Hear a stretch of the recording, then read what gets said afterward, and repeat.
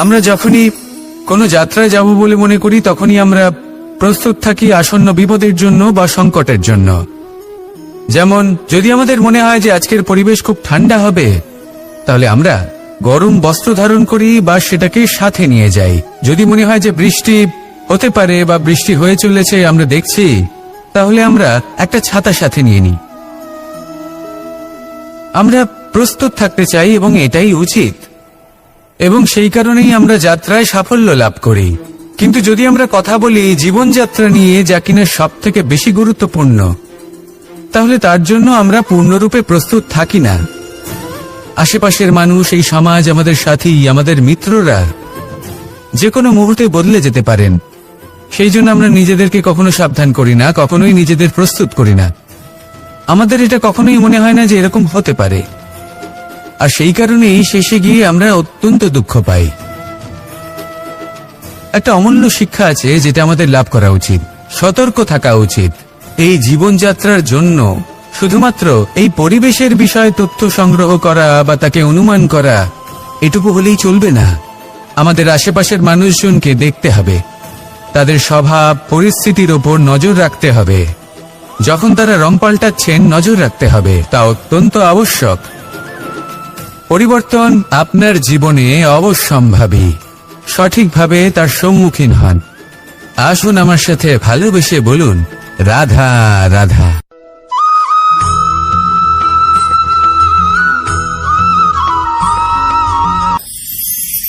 ঈশ্বর আসলে কে? সংসারের বেশিরভাগ মানুষের কাছে ঈশ্বর হলেন এই সংসারের রচয়িতা, পালনকর্তা। কারোর কাছে উনি ঈশ্বর হলেন তিনি, যিনি হলেন আপনার ইষ্ট। সেই জন্যই তো গুরু, মাতা, পিতা এনাদেরও ঈশ্বরই বলা হয়েছে। যাদেরকে আমরা ঈশ্বর বলে মনে করি, যারা আমাদের ইষ্ট, তারা আমাদের একটি পথ দেখান, একটি দিকে চালিত করেন। সেই পথে চলে আপনি শুভ কর্ম করতে পারেন। আর যখন কোনো ব্যক্তি তার ঈশ্বরের আদেশ পালন করেন, তখন সে নিজে থেকেই শুভ পথে অগ্রসর হয়ে যান। বেশ কয়েকজন মানুষ ঈশ্বরের ওপর আস্থা রাখেন এবং ভাবেন যে অনুচিত কোনো কাজ করা উচিত নয়, ঈশ্বর দেখছেন। ওনারা ভয় পান যে কোনো অনুচিত কর্ম করলে কে জানে তার পরিণাম কি হবে। এমন অনেক ব্যক্তি রয়েছেন যারা ঈশ্বরকে বিশ্বাস করেন এবং জানেন যে ঈশ্বর তাদেরকে দেখছেন, তাই যে যে শুভ কর্ম ওনারা করেছেন তার ফল তারা অবশ্যই পাবেন। এবার আপনি ভয় পেয়ে ঈশ্বরকে বিশ্বাস করবেন নাকি বিশ্বাসের দ্বারা ঈশ্বরকে বিশ্বাস করবেন, সেই সিদ্ধান্ত আপনারই। কিন্তু হ্যাঁ, যদি আপনার মনে ঈশ্বরের জন্য কোনো স্থান থাকে, যদি আপনার কোনো ইষ্ট থাকেন, যদি আপনি কাউকে ঈশ্বর মনে করেন, যার প্রত্যেক আদেশ আপনি পালন করে থাকেন, তাহলে বলি ঈশ্বর কখনো আপনাকে অনুচিত পথে চালিত করবেন না। আসুন আমার সাথে ভালোবেসে বলুন, রাধা রাধা।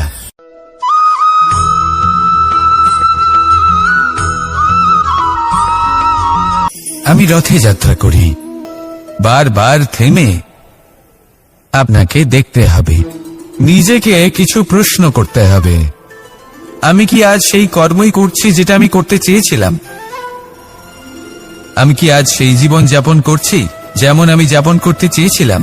যদি এই প্রশ্নগুলোর উত্তর হ্যাঁ হয়, তাহলে এগোতে থাকুন, নয়তো থেমে যান এবং বিচরণ করুন।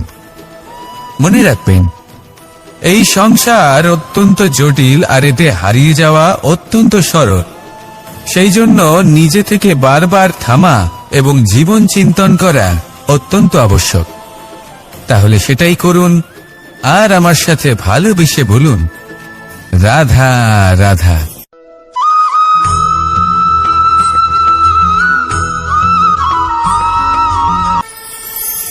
কথায় আছে যে স্বপ্ন এবং লক্ষ্য হলো একটি মুদ্রারই দুটি দিক। যতক্ষণ না স্বপ্ন দেখছেন, ততক্ষণ বুঝবেন কি করে আপনার লক্ষ্য কি? স্বপ্ন দেখে যদি নিজের লক্ষ্য বুঝতে পারেন, সেটা পেতে চান, তবেই সেটা লাভ করতে পারবেন। কিন্তু স্বপ্ন এবং লক্ষ্য, এই দুইয়ের মধ্যে একটা ভারসাম্য রয়েছে যেটা বজায় রাখা প্রয়োজনীয়। একে আমরা বলে থাকি পরিশ্রম। দেখুন, যদি আপনি স্বপ্ন দেখতে চান, তাহলে পরিশ্রম ত্যাগ করে নিদ্রা লাভ প্রয়োজন। কিন্তু যদি আপনি লক্ষ্য লাভ করতে চান, তাহলে আপনাকে নিদ্রা ত্যাগ করে পরিশ্রম করতে হবে। তাই আলস্য ত্যাগ করুন এবং সিদ্ধান্ত নিন যে আপনি কি চান। আপনার জীবনের এই তুলাদণ্ডে স্বপ্নের পাল্লা ভারী হওয়া প্রয়োজন নাকি লক্ষ্যের? আমার মতে এই দুইয়ের মধ্যে যদি ভারসাম্য বজায় রাখেন, তবে পথ নিজে থেকেই সামনে আসবে। শুধু সেই পথে অগ্রসর হতে থাকুন এবং আমার সাথে ভালোবেসে বলুন, রাধা রাধা।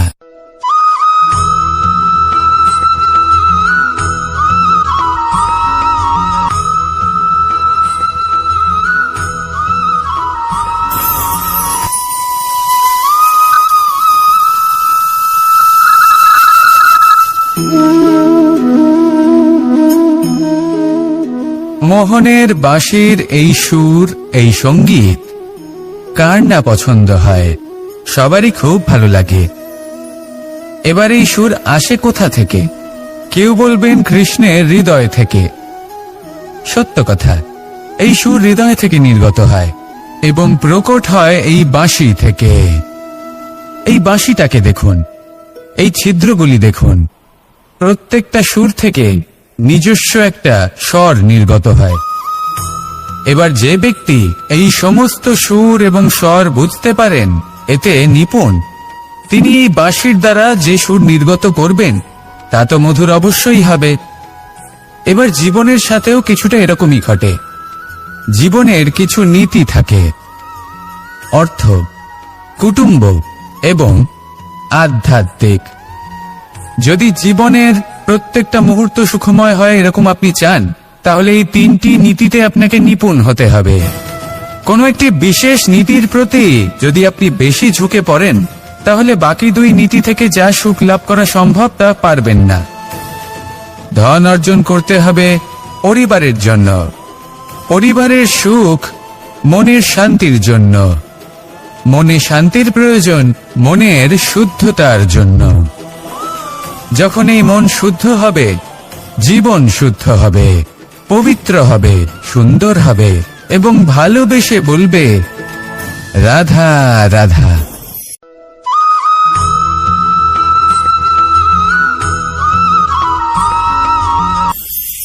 আপনারা সবাই একটা গাছের পাতাকে দেখুন। যতক্ষণ পর্যন্ত গাছের সাথে, মানে গাছের ডালের সাথে জুড়ে থাকে, সে সবুজ থাকে, বাতাসের সাথে সে নড়তে থাকে। যতক্ষণ পর্যন্ত ও সূর্য থেকে পাওয়া রশ্মির শক্তি গাছে পৌঁছে দেয়, ততক্ষণ ও ডালের সাথে যুক্ত থাকে। কিন্তু যখন সেই পাতা শুকিয়ে যায়, তখন তার কোনো গুরুত্ব থাকে না। সেই পাতা গাছের ডালে এবং বৃক্ষের কাছে বোঝা হয়ে থেকে যায়। এবং এমন এক সময় আসে যখন সেই ডালটি শুকনো সেই পাতাকে পরিত্যাগ করে। এটাই আমরা এই প্রকৃতিতে দেখি এবং এটাই হলো সত্য। আর এটাই আমাদের জীবনে খুব বড় একটা শিক্ষা। যদি আপনিও নিজের জীবনে নিজের আপনজনদের কাছে বোঝা স্বরূপ হয়ে দাঁড়ান, তাহলে তারা আপনাকে যতই ভালোবাসুক না কেন, ওনারা যদি নাও চান, তাহলেও এমন এক দিন আসবে যখন আপনার আপনজন আপনাকে পরিত্যাগ করবে। সেই জন্য সবসময় আত্মনির্ভর হয়ে ওঠার চেষ্টা করুন। নিরন্তর পরিশ্রম করতে থাকুন, কারোর উপর বোঝা হয়ে থাকবেন না, বরং তার সাথে মিলে দায়িত্ব পালন করুন। এমনটা করবেন, তাহলে আপনার সম্মানও বজায় থাকবে এবং সম্পর্কের মধ্যে আপনার মূল্যও বজায় থাকবে। আসুন আর আমার সাথে ভালোবেসে বলুন, রাধা রাধা।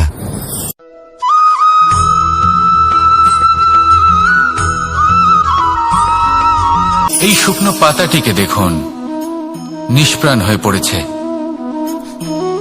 কোনো একটা সময় এই পাতাটি একটা গাছের ডালে ছিল। সেই গাছ ওর লালন পালন করত।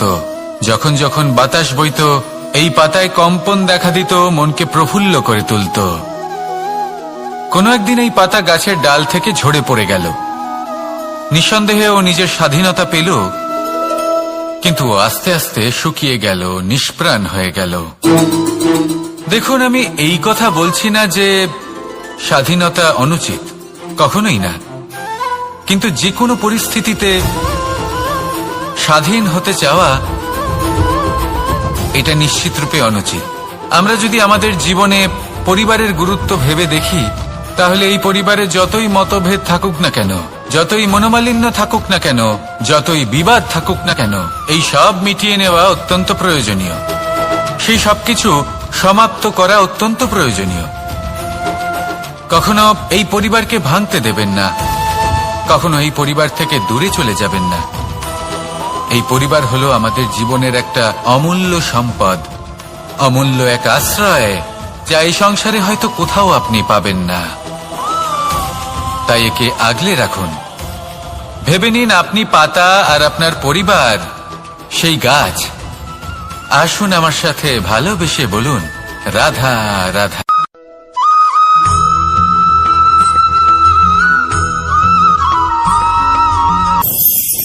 প্রেম আড়াই অক্ষর, মাত্র আড়াই অক্ষরের এই শব্দ প্রেম, এর মধ্যে ত্রিলোকের এবং সমগ্র ব্রহ্মাণ্ডের বীজ নিহিত আছে। এমন কি আছে যা এই প্রেম করতে পারে না? যেখানে শক্তি এবং বিদ্যা প্রয়োগ করে আপনি কিছুই করতে পারবেন না, সেটাও প্রেম দ্বারা অর্জন করা সম্ভব। প্রেম চাইলে পাথরেও ফুল ফোটাতে পারে। প্রেম চাইলে ন্যাড়া পাহাড়ের বুক চিরে নদীপথ তৈরি করতে পারে। চাইলে নিরক্ষর ব্যক্তিকে সংসারের শ্রেষ্ঠ জ্ঞানী করে তুলতে পারে। শুধুমাত্র এই প্রেমের জন্য সবার দুষ্টু কানাই ঘনশ্যাম হয়ে উঠেছিল। শুধুমাত্র এই প্রেমের টানেই ত্রিলোকের স্বামী দ্বারকাধীশ নির্ধন সুদামার পদসেবাও করেছিলেন। এই প্রেম হলো সংসারের সবথেকে বড় শক্তি। এই সংসারের আধার হলো প্রেম। এমন কিচ্ছু নেই যা এই প্রেমের পক্ষে সম্ভব নয়। যেখানে বিদ্যা এবং শক্তি সাহায্য করতে পারে না, সেখানে এই প্রেম আপনাকে জয়ী করে দিতে পারে। তাহলে আসুন আর আমার সাথে ভালোবেসে বলুন, রাধা রাধা।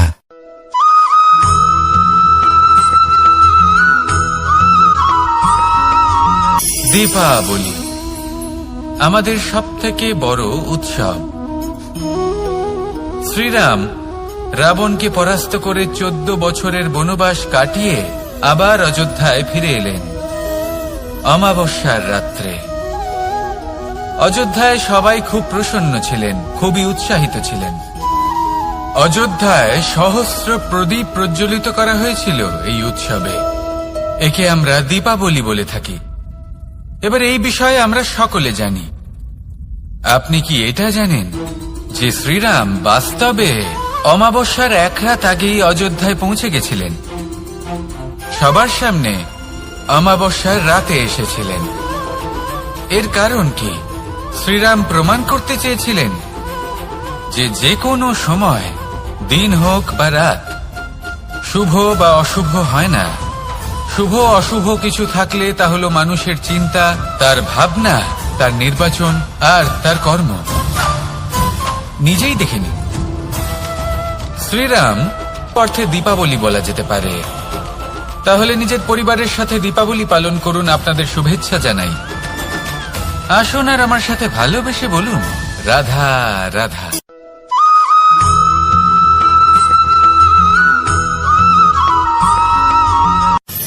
মানুষের এই জীবন, মানুষ জন্ম নেয়, একটা নির্দিষ্ট সময়ের পরে এই সংসার ত্যাগ করে চলেও যায়। এবার শুধু এটাই আবশ্যক নয় যে এই জীবনকালকে আপনি যাপন করবেন, শুধু এটাই গুরুত্বপূর্ণ নয়। আবশ্যক এবং গুরুত্বপূর্ণ হলো এটা যে এই জীবনকালে আপনি এমন কিছু করেন যাতে এই সংসারের মঙ্গল হয়, যাতে এই সংসার আপনাকে মনে রাখে, আপনার থেকে প্রেরিত হয়, আপনার মতো হতে চায়। প্রত্যেক বছর আপনার জন্মতিথির অপেক্ষা করে, এমন ভাবে আপনার জন্মদিন পালন করে যাতে সেটা মহোৎসবের আকার ধারণ করে। এবার এই জন্মদিন এমনি এমনি মহোৎসবে পরিণত হয় না। তখন হয় না যখন কোনো ব্যক্তি রাজার রূপে বা কোনো গোয়ালার রূপে জন্মগ্রহণ করে। তখন পরিণত হয় যখন একজন মানুষ জন্মগ্রহণের পরে এই সংসারকে কোনো শিক্ষা দিয়ে যান। কিভাবে একজন মানুষ গোয়ালা থেকে রাজা হতে পারে, কিভাবে একজন মানুষ অসত্য থেকে সত্যের পথে চলতে শুরু করেন, অধর্ম থেকে ধর্মের পথে চালিত হতে পারেন, কিভাবে অন্ধকার থেকে প্রকাশের দিকে যেতে পারেন, কিভাবে নিজের আত্মাকে পরমাত্মার সাথে মিলিত করতে পারেন। তা সে রামনবমী হোক বা জন্মাষ্টমী হোক, তাদের জীবনের সাথে জড়িত প্রত্যেক মুহূর্ত একটা পরবের আকার ধারণ করে। তাহলে আপনিও এইভাবে নিজের জীবন যাপন করতে থাকুন।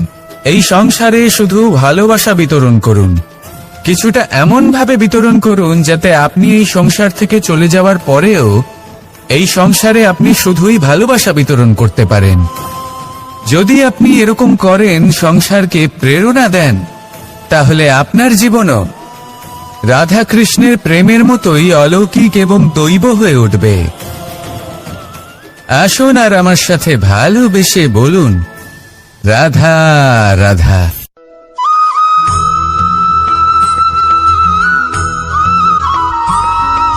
ভোজন। এই সংসারে যেই হোক না কেন, কোনো মানুষ হোক, কোনো প্রাণী হোক, কোনো কীট হোক বা কোনো বনস্পতি হোক, প্রত্যেকের জন্য ভোজন অতি আবশ্যক। কারণ ভোজন থেকেই শক্তি পাওয়া যায়, আর সেই শক্তি দিয়েই সংসারের, আমাদের জীবনের সমস্ত কার্য করা যায়। এবার এমন এক ধরনের শক্তি হয় যা শীতের ঋতুতে সূর্য থেকে আমরা পেয়ে থাকি, আর আরেক ধরনের উত্তাপ হয় যা দিয়ে ভোজন রান্না করা হয়, সুস্বাদু নানান ধরনের ভোজন। এবার অত্যন্ত গুরুত্বপূর্ণ হলো যে ব্যক্তি সেই ভোজন বানাচ্ছেন তার মানসিক পরিস্থিতি এবং সেই ব্যক্তি যিনি ভোজন গ্রহণ করছেন তার মানসিক অবস্থা। যখনই আপনি ভোজন বানাচ্ছেন তখন ভালোবাসার সাথে কাজটা করুন, ধন্যাত্মক ভাব নিয়ে, সৎ ভাবনার সাথে। কারণ আপনার এই মানসিক স্থিতি শক্তির আকারে সেই খাদ্যের সাথে মিলে মিশে যায়। আর যখনই আপনি ভোজন গ্রহণ করছেন তখন সদ্ভাবনার সাথে, প্রসন্নতার সাথে গ্রহণ করুন, ধন্যাত্মক ভাব নিয়ে। যদি আপনি প্রসন্নতার সাথে রান্না করেন, প্রসন্নতার সাথে খাদ্য গ্রহণ করেন, তাহলে আপনি প্রসন্নই থাকবেন, আর মন সুপ্রসন্ন হয়েই বলবে, রাধা রাধা।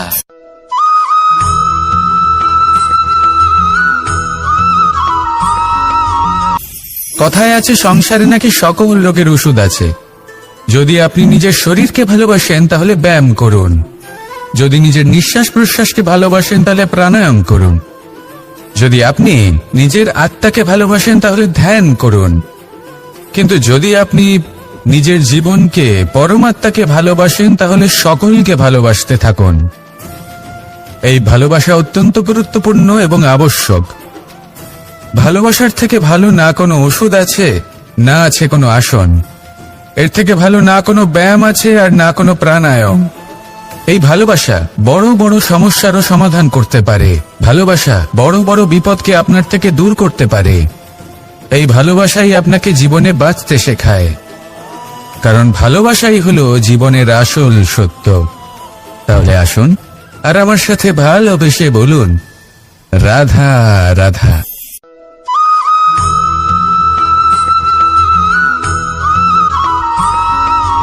আমি মনুষ্যরূপে জন্ম নিয়েছি এবং সমস্ত কর্ম এই রূপেই করেছি। কিন্তু আশ্চর্যের বিষয় হলো জ্ঞান, যার ভিত্তিতে মানুষ যা চাইবেন তাই লাভ করতে পারবেন যদি সঠিক কর্ম করতে থাকেন। যখন কংসের অসুররা, আপনি অবশ্যই লাভ করবেন। আর এই মন সুপ্রসন্ন হয়ে বলবে, রাধা রাধা।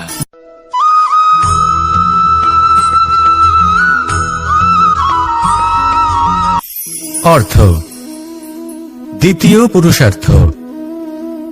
এই অর্থ বলতে বেশিরভাগ মানুষই ধন মনে করেন, কিন্তু যদি অর্থের তাৎপর্য শুধুমাত্র ধন হয় তাহলে তা কিন্তু অত্যন্ত অনর্থকারী। তাহলে অর্থের অর্থ কি? অর্থ সেটাই যা আমাদের জীবনের জন্য প্রয়োজনীয়, যা আমাদের সুখ দান করে, শান্তি প্রদান করে, কারণ সেটাই সবথেকে মূল্যবান। মাতা পিতা, বন্ধু, আত্মীয় স্বজন, গুণ, পুণ্য, জ্ঞান, এই সব কিছু মিলে অর্থ তৈরি হয়। আর সঠিকভাবে বলতে গেলে এটাই কিন্তু জীবনের আসল অর্থ। তাহলে আসুন আমার সাথে ভালোবেসে বলুন, রাধা রাধা।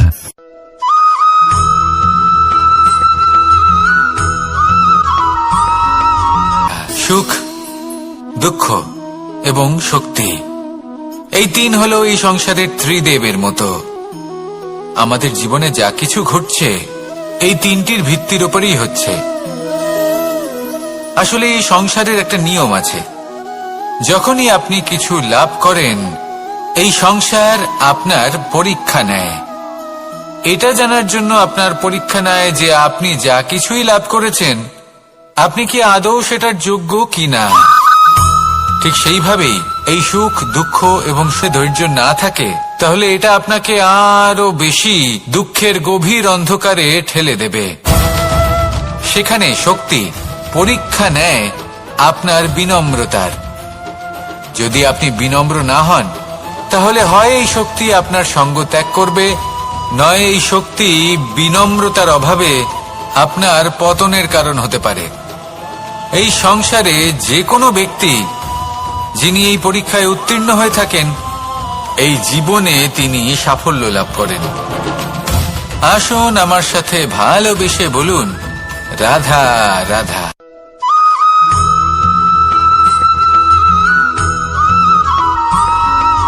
দিশা আমাদের পথ প্রদর্শন করে, আর আমরা এই দিশার মধ্যেও পবিত্র অপবিত্র, শুভ অশুভ জিনিস খুঁজে পাই। কিন্তু প্রশ্ন হলো এটাই যে সত্যি কি এই দিশা পবিত্র বা অপবিত্র হয়, শুভ বা অশুভ হয়? সত্যি কথা বলতে দিশা শুধুই একটা দিক মাত্র, কিন্তু সেই দিকে যে ব্যক্তি থাকেন তার কর্ম হয় শুভ হয় নয় অশুভ হয়। যেমন ধরুন সূর্য, যাকে ছাড়া আমাদের জীবন চলতে পারে না, উনি উদিত হন পূর্ব দিক থেকে, এবং এই কারণে সূর্য মহান নন বা পবিত্র নন যে উনি পূর্ব দিক থেকে উদিত হন। উনি এই কারণে মহান কারণ উনি আমাদের সকলকে প্রকাশ প্রদান করেন, এবং পূর্ব দিক এই কারণে মহান কারণ সেদিক থেকে সূর্যোদয় হয়। এবার সূর্যাস্ত হয়ে থাকে পশ্চিম দিক থেকে, আর তাই বেশিরভাগ মানুষ পশ্চিমকে অশুভ মনে করেন, অপবিত্র মনে করেন। সেখানে যদি আমি উত্তর এবং দক্ষিণের কথা বলি তাহলেও সেই একই ব্যাপার। উত্তর দিকে যদি আমরা কখনো যাত্রা করতে চাই তাহলে আমরা নিঃসংকোচে কোনো ভাবনা চিন্তা ছাড়াই যাত্রা করতে পারি। সেখানেই দক্ষিণ দিকে যদি আমরা যাত্রা করতে চাই তাহলে আমরা শুভ মুহূর্ত খুঁজি। কারণটা কি? কারণ উত্তর দিকে হিমালয় পর্বত আছে, যেখানে আমরা জড়িবুটি খুঁজে পাই, যেখান থেকে পবিত্র নদী প্রবাহিত হয়। সেখানেই দক্ষিণ দিকে আছে বিশাল নোনা জলের সাগর। এমন একটা স্থানও আছে যেখানে লঙ্কাপতি রাবণ থাকেন। আর হয়তো এই সকল কর্মের কারণেই আমাদের দৃষ্টিভঙ্গি এমন হয়ে গেছে। তাই আপনার কর্ম সবসময় যথাসম্ভব শ্রেষ্ঠ রাখুন, কারণ আপনার কর্ম শুধু আপনার জন্যই নয়। আপনি যেখানে আছেন, আপনার কুল, আপনার স্থান, আপনার দিশা, এই সবকিছুর ওপর তার প্রভাব পড়বে। তাই সবসময় শুভ কর্ম করুন এবং আমার সাথে ভালোবেসে বলুন, রাধা রাধা।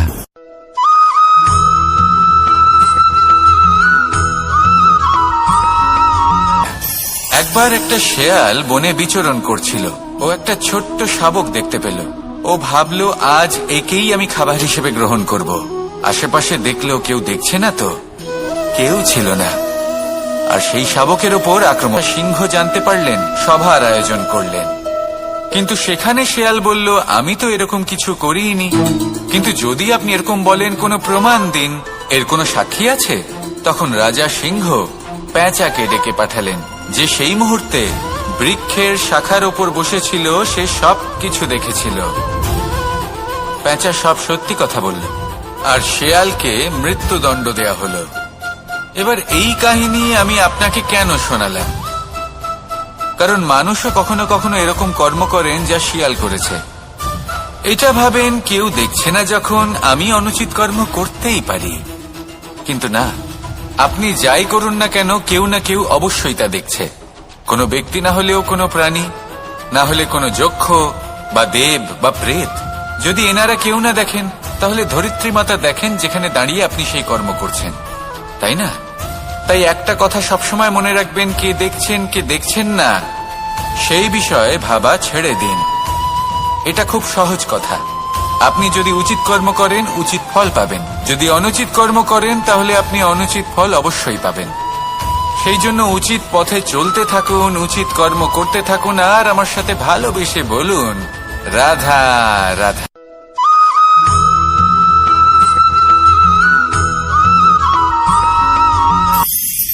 ঈশ্বর আসলে কে? সংসারের বেশিরভাগ মানুষের কাছে ঈশ্বর হলেন এই সংসারের রচয়িতা, পালনকর্তা। কারোর কাছে ঈশ্বর হলেন তিনি, যিনি হলেন আপনার ইষ্ট। সেই জন্যই তো গুরু, মাতা, পিতা এনাদেরও ঈশ্বরই বলা হয়েছে।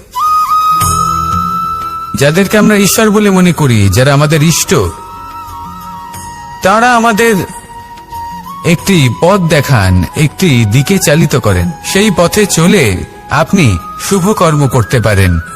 আর যখন কোনো ব্যক্তি তার ঈশ্বরের আদেশ পালন করেন, তখন সে নিজে থেকেই শুভ পথে অগ্রসর হয়ে যান। বেশ কয়েকজন মানুষ ঈশ্বরের ওপর আস্থা রাখেন এবং ভাবেন যে অনুচিত কোনো কাজ করা উচিত নয়, ঈশ্বর দেখছেন। ওনারা ভয় পান যে কোনো অনুচিত কর্ম করলে কে জানে তার পরিণাম কি হবে। এমন অনেক ব্যক্তি রয়েছেন যারা ঈশ্বরকে বিশ্বাস করেন এবং জানেন যে ঈশ্বর তাদেরকে দেখছেন, তাই যে যে শুভকর্ম ওনারা করেছেন তার ফল তারা অবশ্যই পাবেন। এবার আপনি ভয় পেয়ে ঈশ্বরকে বিশ্বাস করবেন নাকি বিশ্বাসের দ্বারা ঈশ্বরকে বিশ্বাস করবেন, সেই সিদ্ধান্ত আপনারই। কিন্তু হ্যাঁ, যদি আপনার মনে ঈশ্বরের জন্য কোনো স্থান থাকে, যদি আপনার কোনো ইষ্ট থাকেন, যদি আপনি কাউকে ঈশ্বর মনে করেন, যার প্রত্যেক আদেশ আপনি পালন করে থাকেন, তাহলে বলি ঈশ্বর কখনো আপনাকে অনুচিত পথে চালিত করবেন না। আসুন আমার সাথে ভালোবেসে বলুন রাধা রাধা।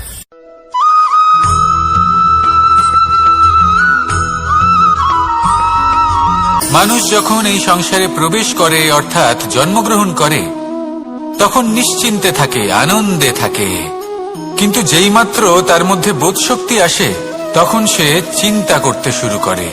চিন্তা ভবিষ্যতের, সেই সমস্ত বিষয় নিয়ে চিন্তা করে যা ওর হাতে নেই। তারপর বড় হয়, বিবাহ সম্পন্ন হয়, গৃহস্থ জীবন যাপন করে, তারপর আবার চিন্তায় মগ্ন হয়ে যায়।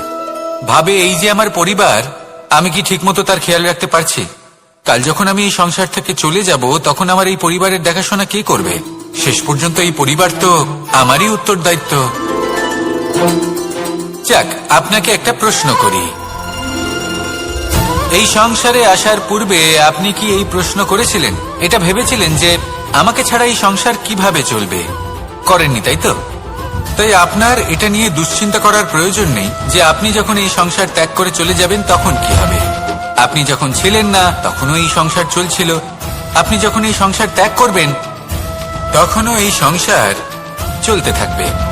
যদি কোনো বিষয়ের প্রভাব থাকে তা হলো আপনার আজকের তথা বর্তমানের কর্ম, অর্থাৎ আজ আপনি কি করছেন, কার জন্য মঙ্গল করছেন, কাকে প্রেরণা দিচ্ছেন, কাকে সাহায্য করছেন, কোন উদাহরণ প্রস্তুত করছেন। আপনি এই সংসারে যে ছবি অঙ্কন করবেন, সংসার সেটাই মনে রাখবে।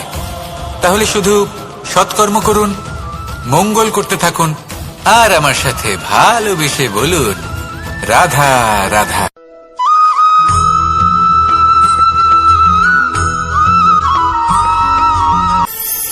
কথায় আছে যে স্বপ্ন এবং লক্ষ্য হলো একটি মুদ্রারই দুটি দিক। যতক্ষণ না স্বপ্ন দেখছেন ততক্ষণ বুঝবেন কি করে আপনার লক্ষ্য কি। স্বপ্ন দেখে যদি নিজের লক্ষ্য বুঝতে পারেন, সেটা পেতে চান, তবেই সেটা লাভ করতে পারবেন। কিন্তু স্বপ্ন এবং লক্ষ্য এই দুইয়ের মধ্যে একটা ভারসাম্য রয়েছে, যেটা বজায় রাখা প্রয়োজনীয়। একে আমরা বলে থাকি পরিশ্রম। দেখুন, যদি আপনি স্বপ্ন দেখতে চান তাহলে পরিশ্রম ত্যাগ করে নিদ্রা লাভ প্রয়োজন। কিন্তু যদি আপনি লক্ষ্য লাভ করতে চান তাহলে আপনাকে নিদ্রা ত্যাগ করে পরিশ্রম করতে হবে। তাই আলস্য ত্যাগ করুন এবং সিদ্ধান্ত নিন যে আপনি কি চান। আপনার জীবনের এই তুলাদণ্ডে স্বপ্নের পাল্লা ভারী হওয়া প্রয়োজন নাকি লক্ষ্যের?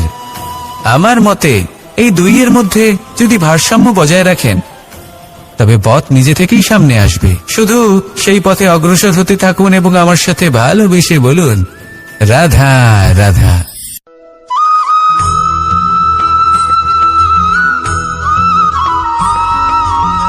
সংসারে আমাদের জীবনে যখন কোনো সুখ বা দুঃখ আসে, তার জন্য আমরা কাউকে না কাউকে অবশ্যই দায়ী করে থাকি, তাই না? এই ব্যক্তি আমাদের সাথে এরকম কাজ করেছেন, তাই আমার সাথে এমন হলো। ওই ব্যক্তি যদি এমনটা না করতেন তাহলে আজ আমি ওই স্থানে পৌঁছতে পারতাম। সবই আপনার দৃষ্টিভঙ্গির উপর নির্ভরশীল, আর যদি আপনার দৃষ্টিভঙ্গি এমন হয় তাহলে তা অনুচিত। সত্যি কথা বলতে এই সংসারে ভিন্ন ভিন্ন ধরনের মানুষ আছে। এটা আপনার উপর নির্ভর করছে কিভাবে তাদের স্বাগত জানাবেন। একবার ভাবুন, আমি আমার দুটো হাত সামনে নিয়ে এলাম, দুটো মুঠো খুলে দিলাম। দুই প্রকারের মানুষ আসবেন, কিছু না কিছু দিয়ে যাবেন। এই মুঠো যদি আমি বন্ধ করে দিই তাহলে না কেউ আমাকে কিছু দিতে পারবে, না আমার কিছু যাবে আসবে। নিশ্চয়ই বুঝতে পারছেন এই দুই ধরনের ব্যক্তি কারা এবং তারা কি দিয়ে যান। আমি যদি নিজের মুঠো খুলে দিই তাহলে কিছু ভালো মানুষ আসবেন, আমাকে আনন্দ, সন্তুষ্টি, জ্ঞান প্রদান করে যাবেন, ভালো অভিজ্ঞতা দিয়ে যাবেন। কোনো খারাপ ব্যক্তি যদি আসেন তাহলে তিনিও খারাপ অভিজ্ঞতা দেবেন, যার থেকে আমি শিক্ষা লাভ করব। এই সব কিছু আমি লাভ করতে পারি। মুঠো যদি বন্ধ করে রাখি তাহলে আমি কিছুই পাবো না। দেখুন, এই সংসারে প্রত্যেকের জীবনে এইরকম, প্রত্যেকের জীবনে সবকিছুই আছে। ভালো খারাপ দুই মানুষই আছে, ভালো অভিজ্ঞতা আছে, খারাপ অভিজ্ঞতা আছে। নির্ভর করছে আপনার উপর যে আপনি কি করবেন, এনাদের স্বাগত কিভাবে জানাবেন, কার থেকে কি বুঝবেন, কি শিখতে পারবেন, আর কোন দৃষ্টিভঙ্গি নিয়ে অগ্রসর হবেন। এটাই নির্ধারণ করবে যে আপনার জীবন কেমন হবে। আসুন আমার সাথে ভালোবেসে বলুন, রাধা রাধা।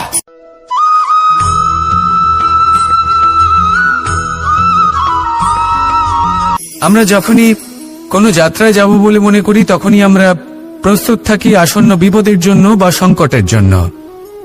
যেমন যদি আমাদের মনে হয় যে আজকের পরিবেশ খুব ঠান্ডা হবে, তাহলে আমরা গরম বস্ত্র ধারণ করি বা সেটাকে সাথে নিয়ে যাই।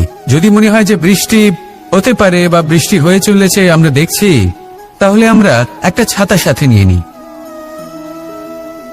আমরা প্রস্তুত থাকতে চাই এবং এটাই উচিত, এবং সেই কারণেই আমরা যাত্রায় সাফল্য লাভ করি। কিন্তু যদি আমরা কথা বলি জীবনযাত্রা নিয়ে, যা কিনা সব থেকে বেশি গুরুত্বপূর্ণ, তাহলে তার জন্য আমরা পূর্ণরূপে প্রস্তুত থাকি না। আশেপাশের মানুষ, এই সমাজ, আমাদের সাথী, আমাদের মিত্ররা যে কোনো মুহূর্তে বদলে যেতে পারেন। সেই জন্য আমরা নিজেদেরকে কখনো সাবধান করি না, কখনোই নিজেদের প্রস্তুত করি না। আমাদের এটা কখনোই মনে হয় না যে এরকম হতে পারে, আর সেই কারণেই শেষে গিয়ে আমরা অত্যন্ত দুঃখ পাই। একটা অমূল্য শিক্ষা আছে যেটা আমাদের লাভ করা উচিত, সতর্ক থাকা উচিত। এই জীবনযাত্রার জন্য শুধুমাত্র এই পরিবেশের বিষয়ে তথ্য সংগ্রহ করা বা তাকে অনুমান করা এটুকু হলেই চলবে না। আমাদের আশেপাশের মানুষজনকে দেখতে হবে, তাদের স্বভাব পরিস্থিতির ওপর নজর রাখতে হবে। যখন তারা রং পাল্টাচ্ছেন নজর রাখতে হবে, তা অত্যন্ত আবশ্যক। পরিবর্তন আপনার জীবনে অবশ্যম্ভাবী, সঠিকভাবে তার সম্মুখীন হন। আসুন আমার সাথে ভালোবেসে বলুন, রাধা রাধা।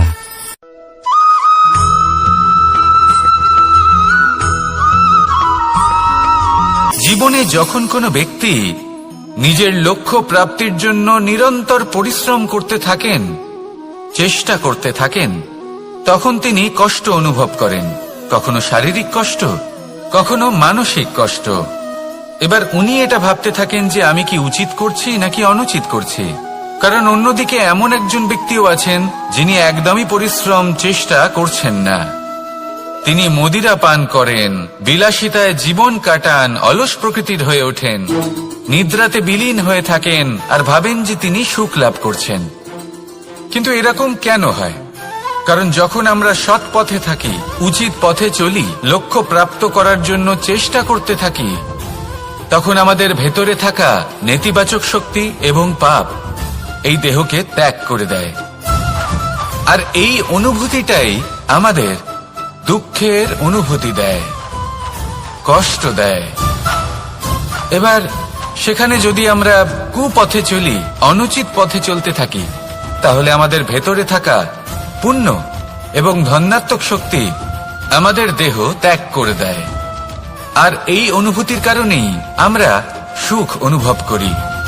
কিন্তু কখনো ভাববেন যে এই সুখ বেশি সময় পর্যন্ত থাকে না। সেই জন্য সবসময় মনে রাখবেন, যদি আপনি জানেন যে এটাই আপনার লক্ষ্য, এটাই উচিত পথ, শুভ পথ, তাতে নিরন্তরভাবে এগিয়ে যেতে চেষ্টা করতে থাকুন। এই কষ্ট আপনাকে সুখের পরাকাষ্ঠায় কখন পৌঁছে দেবে তা আপনি জানতেই পারবেন না। আসুন আমার সাথে ভালোবেসে বলুন, রাধা রাধা।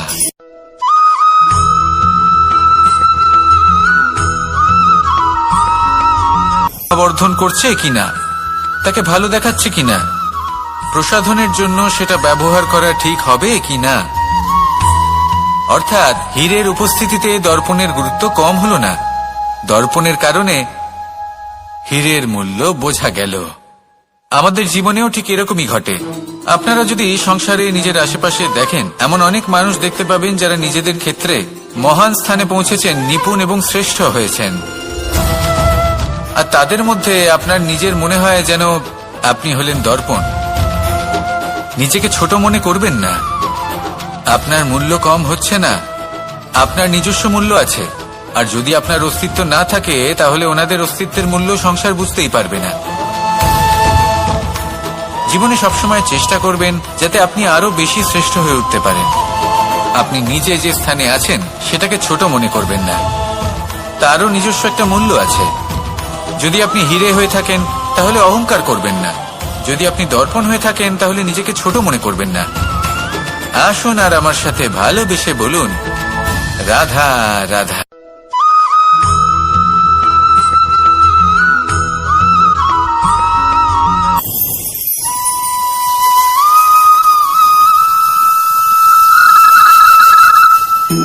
কারণটা কি? কারণ হলো এটাই যে জীবনে বাঁচার যে বিধি আপনি নির্বাচন করেছেন তা কিছুটা অনুচিত। জীবনে কিভাবে বাঁচা উচিত, জীবনযাপন কিছুটা রীতি মেনে করা উচিত। অর্থাৎ সবাইকে ভালোবাসুন, কারোর সাথে ছলনা করবেন না, সম্পর্ক গড়ে তুলুন, তা পালন করুন।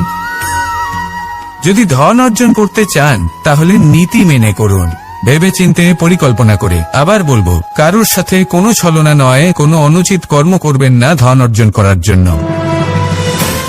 আর যদি ঈশ্বরকে ধন্যবাদ জানাতে চান তাহলে প্রীতি দ্বারা করুন। আর যে ব্যক্তি রীতি, নীতি আর প্রীতি এই তিনটি ভাব বুঝে উঠতে পারে এবং তা আত্মসাৎ করে নিতে পারে, তার অতীত, ভবিষ্যৎ এবং বর্তমানকাল সবকিছু সংযত হয়। আপনি কিভাবে জীবনযাপন করতে চান, কিভাবে ধন অর্জন করতে চান, ঈশ্বরকে ধন্যবাদ জানাতে চান, নির্বাচন আপনার। আসুন আমার সাথে ভালোবেসে বলুন, রাধা রাধা।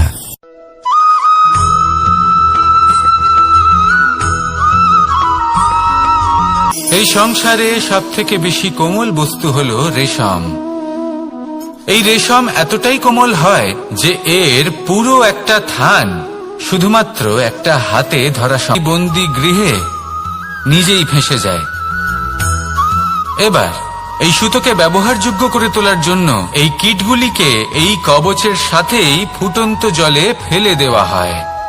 এই সংসারে যদি আমাদের স্বপ্ন এই সংসারের দুঃখ হরণ করার জন্য, এই সংসারে সুখ বিতরণ করার জন্য হয়, তবেই আমাদের প্রগতি সম্ভব। যদি আমাদের এই স্বপ্ন শুধুই আমাদের এবং আমাদের স্বার্থ সিদ্ধির জন্য হয়, তাহলে এই স্বপ্ন আমাদের অন্ধ করে দেবে, আমাদের অন্ধকারের পথে নিয়ে যাবে, আর আমরাও সেই কীটের মতো হয়ে যাব। নিজেদেরই মায়াজালে আমরা নিজেই ফেঁসে যাব, আর শেষে আমরা যদি কিছু লাভ করি তা হবে একাকিত্ব, অন্ধকারময় মৃত্যু। তাই স্বপ্ন অবশ্যই দেখুন, কিন্তু এমন ভাবে স্বপ্ন দেখবেন না যে তার এই বন্দিগৃহে আপনি নিজেই ফেঁসে গেলেন। স্বপ্ন দেখুন পরোপকারের, পরমার্থের, সবাইকে উদ্ধারের, অন্ধকারের নয়। তবেই কল্যাণ হবে, আর তবেই এই হৃদয় প্রসন্ন হয়ে বলবে, রাধা রাধা।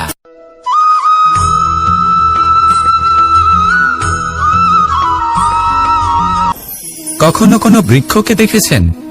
এই ধরিত্রী থেকে ততটুকুই জল নেয় যতটুকু তার প্রয়োজন। কোনো প্রাণীকে দেখুন, এই প্রকৃতি থেকে ততটুকুই খাবার গ্রহণ করবে যতটুকু তার খিদে রয়েছে। খিদে মিটে গেলে আর খাবে না। এবার মনুষ্যকে দেখুন, সে নিজের জীবনে যা কিছু পেয়েছে, বস্তু, ধন, খাবার, শক্তি, প্রয়োজনের থেকে অনেক বেশি লাভ করার চেষ্টা করে থাকে। প্রয়োজনের থেকে বেশি যদি পেয়েও যায় তাহলেও তার কম মনে হয়। এবার এরকম ঠিক কেন হয়? এর পেছনের কারণ কি? কারণ হলো লোভ। লোভের আগুন কিছু এমন হয়, যদি মানুষের মনে একবার প্রজ্বলিত হয় তাহলে শুধু বাড়তেই থাকে। ততক্ষণ বাড়বে যতক্ষণ না আপনি নিজে তাকে বাধা দিচ্ছেন। তবে এই লোভের আগুন নিয়ন্ত্রণ করা সম্ভব। পরিমিতিবোধ, পরিমিতিবোধের চিন্তা। আপনাকে শুধু নিজেকে একটা সরল প্রশ্ন করতে হবে। যখনই মনের মধ্যে কোনো বস্তুর প্রতি, শক্তির প্রতি, ধনের প্রতি, ভোজনের প্রতি লোভ বেড়ে যায়, নিজেকে প্রশ্ন করুন, এটা কি আমার কাছে ততটাই প্রয়োজনীয় যতটা একটা বৃক্ষের কাছে জল, যতটা একটা প্রাণীর কাছে ভোজন? এটা কি ততটাই প্রয়োজনীয়? যদি উত্তর না হয় তাহলে নিজেকে সেখানেই বাধা দিন। সেই ভাবনা সেখানেই ত্যাগ করুন, কারণ সেটাই হলো লোভ। ঠিক এইভাবে প্রয়োজনীয়তার চিন্তা করে আস্তে আস্তে এই মন নির্লোভ হয়ে উঠবে। আর এই মন প্রসন্ন হয়ে বলবে, রাধা রাধা।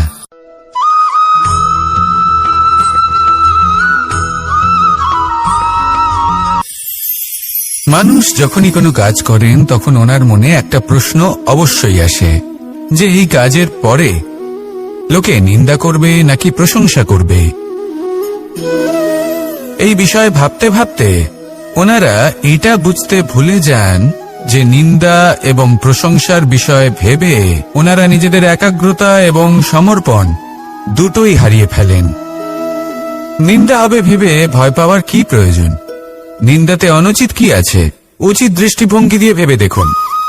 নিন্দা এবং প্রশংসা এই দুটোই হলো অনিবার্য। নিন্দা যখনই হয় তখন যে যাই বলুক না কেন, আপনি একটা সুযোগ লাভ করেন, একটা সুযোগ নিজের ভুল বুঝতে পারার। সেটা শুধরে নিতে পারেন, নিজের পথ বদলে নিতে পারেন আর সাফল্যের পথে অগ্রসর হতে পারেন। একটা শিক্ষা পাওয়া যায় এই নিন্দা দ্বারা। আর যখন প্রশংসা লাভ হয় তখন আমাদের মন আনন্দে ভরে ওঠে। এই দুটোই অত্যন্ত প্রয়োজনীয়। সেই জন্য নিন্দা এবং প্রশংসার এই খেলায় জীবনের অঙ্কটা বদলে ফেলবেন না, সেটা অনুচিত হবে। কারণ জীবন না শুধু নিন্দার বিষয় আর না শুধু প্রশংসার, জীবন হলো আত্মিক সুখের বিষয়। যখন আপনি কোনো শ্রেষ্ঠ কাজ করেন, আপনার মন আপনাকে বলে দেবে যে আজ আপনি কোনো শুভ কাজ করেছেন। সেটাই হলো আত্মিক সুখ, এটাই হলো জীবন। তাই নিন্দার মাধ্যমে যে দুঃখ জীবনে আসে বা ফেলে আসা অতীতের জন্য আপনার জীবনে যে দুঃখ আসে, সেগুলো ভাবা বন্ধ করে দিন আর কর্ম করুন এই বর্তমানের জন্য, আগামী ভবিষ্যতের জন্য। আসুন আমার সাথে ভালোবেসে বলুন, রাধা রাধা।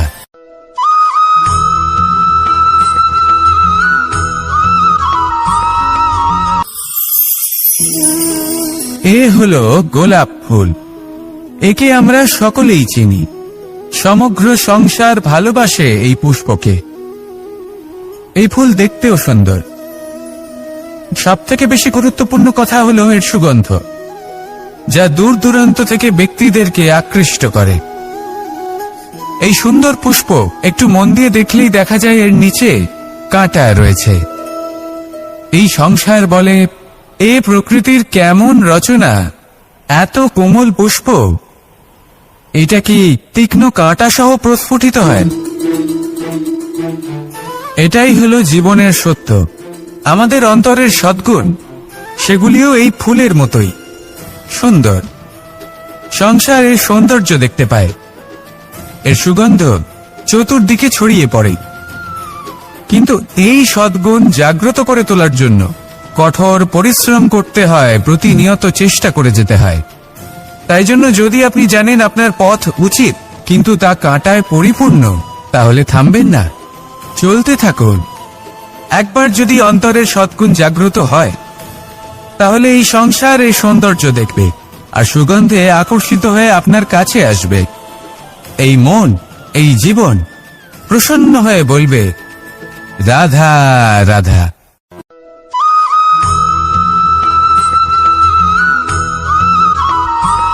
অত্যন্ত কঠিন, প্রায় অসম্ভব।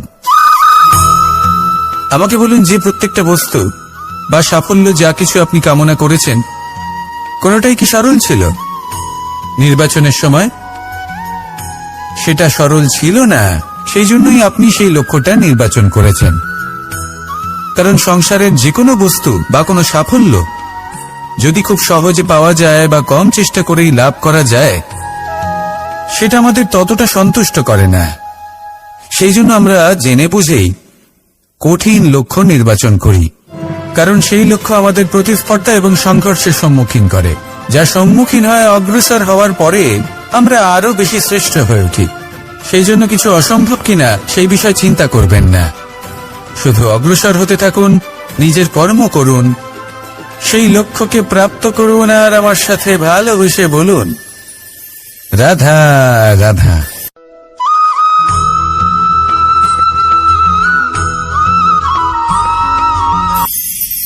ঈশ্বর আসলে কে? সংসারের বেশিরভাগ মানুষের কাছে ঈশ্বর হলেন এই সংসারের রচয়িতা, পালনকর্তা। কারোর কাছে উনি জ্ঞাতা, কারোর কাছে উনি হলেন আস্থার প্রতীক, আবার কারোর জন্য শুধুমাত্র অন্ধবিশ্বাস। কিন্তু এই ঈশ্বর কি কোনো শরীর, নাকি একটা বোধ, নাকি শুধুই শ্রদ্ধা? ঈশ্বর হলেন তিনি যিনি হলেন আপনার ইষ্ট। সেই জন্যই তো গুরু, মাতা, পিতা এনাদেরও ঈশ্বরই বলা হয়েছে। যাদেরকে আমরা ঈশ্বর বলে মনে করি, যারা আমাদের ইষ্ট, তারা আমাদের একটি পথ দেখান, একটি দিকে চালিত করেন। সেই পথে চলে আপনি শুভ কর্ম করতে পারেন। আর যখন কোনো ব্যক্তি তার ঈশ্বরের আদেশ পালন করেন, তখন সে নিজে থেকেই শুভ পথে অগ্রসর হয়ে যান। বেশ কয়েকজন মানুষ ঈশ্বরের ওপর আস্থা রাখেন এবং ভাবেন যে অনুচিত কোনো কাজ করা উচিত নয়, ঈশ্বর দেখছেন। ওনারা ভয় পান যে কোনো অনুচিত কর্ম করলে কে জানে তার পরিণাম কি হবে। এমন অনেক ব্যক্তি রয়েছেন যারা ঈশ্বরকে বিশ্বাস করেন এবং জানেন যে ঈশ্বর তাদেরকে দেখছেন, তাই যে যে শুভকর্ম ওনারা করেছেন তার ফল তারা অবশ্যই পাবেন। এবার আপনি ভয় পেয়ে ঈশ্বরকে বিশ্বাস করবেন নাকি বিশ্বাসের দ্বারা ঈশ্বরকে বিশ্বাস করবেন, সেই সিদ্ধান্ত আপনারই। কিন্তু হ্যাঁ, যদি আপনার মনে ঈশ্বরের জন্য কোনো স্থান থাকে, যদি আপনার কোনো ইষ্ট থাকেন, যদি আপনি কাউকে ঈশ্বর মনে করেন, যার প্রত্যেক আদেশ আপনি পালন করে থাকেন, তাহলে বলি, ঈশ্বর কখনো আপনাকে অনুচিত পথে চালিত করবেন না। আসুন আমার সাথে ভালোবেসে বলুন, রাধা রাধা।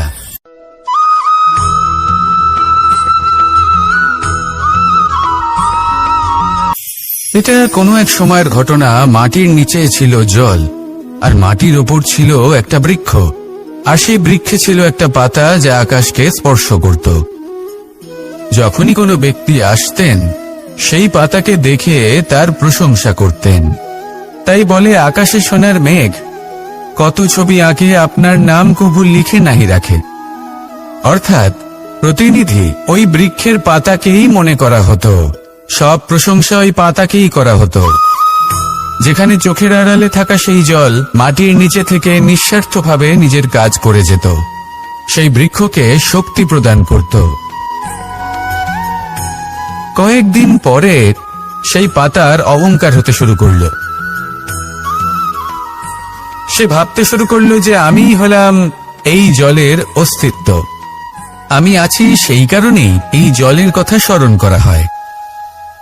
আর কিছুদিন পরে সেই বৃক্ষ সেই জল শোষণ করা বন্ধ করে দিল, এবং সর্বপ্রথম মৃত্যু হলো সেই পাতার। সেই পাতা যা আকাশকে স্পর্শ করছিল তা ঝরে মাটিতে পড়ে গেল।